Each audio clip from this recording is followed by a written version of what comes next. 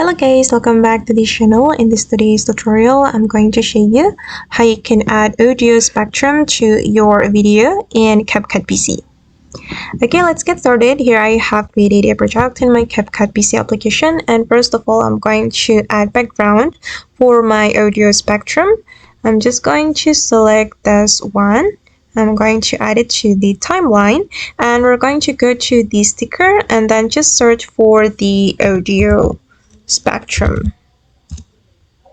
Okay, and there will be a bunch of audio spectrums you can use, and then I'm gonna go with this one, guys.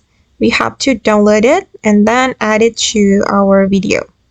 Okay, then I'm going to adjust the length like this, and this is the final result. Then you can add your audio to this project.